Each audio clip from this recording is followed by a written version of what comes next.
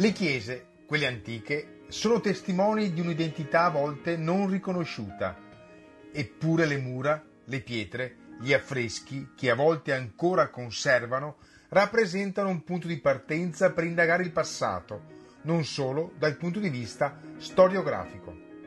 La chiesa della Madonna dei Broli, a Farra di Soligo, è un significativo esempio di come si possa ricostruire anche un legame con il territorio. Verrà restaurata, compresa la torre campanaria, con un intervento che sarà anche conservativo.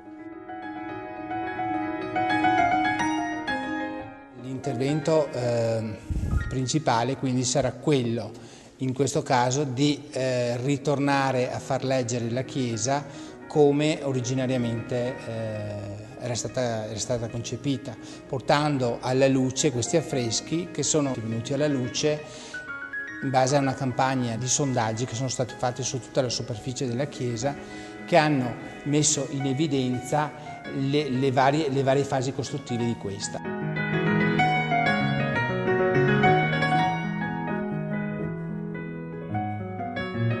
Partiamo con la prima fase trecentesca, relativamente quindi alla parte affrescata dell'intonaco, e poi successivamente la chiesa è stata sopraelevata, qui si vede benissimo il muro che è stato sopraelevato con un'altra tessitura muraria che è facilmente leggibile anche dall'esterno e che ci permette di dire che inizialmente la chiesa non aveva questa altezza che ha tuttora, ma era molto più bassa. Le pareti affrescate rinvenute sono questa qui, la parete nord, la parete sud con alcune tracce di affresco presenti su questo muro qua, e queste tracce di affresco si fermano praticamente a questa altezza qua. Quindi questo ci consente di dire che la chiesa inizialmente era questo nucleo qui, questa navata qui, che poi sono state aggiunte questi corpi successivamente. Della chiesa della Madonna dei Broli si trova traccia anche in tempi più recenti.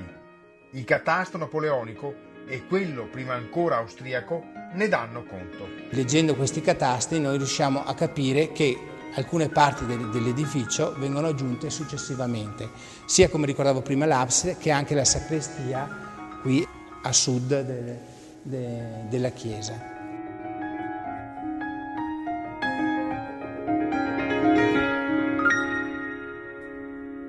Durante la Prima Guerra Mondiale la chiesetta è stata ostello e rifugio di austriaci. Ricordiamoci la Prima Guerra Mondiale, siamo vicini al Piave, quasi tutte le chiese venivano o bombardate o distrutte e alcune venivano proprio prese come ricovero degli animali o come trincea addirittura.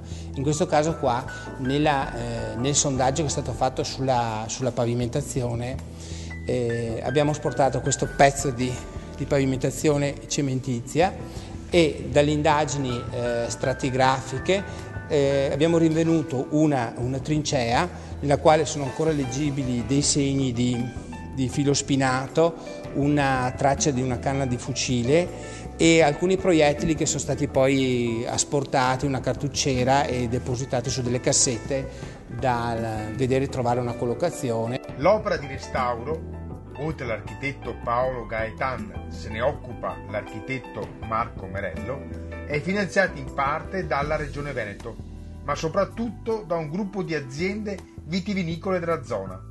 16 produttori di prosecco di OCG doneranno migliaia di bottiglie confezionate numerate e saranno quindi vendute.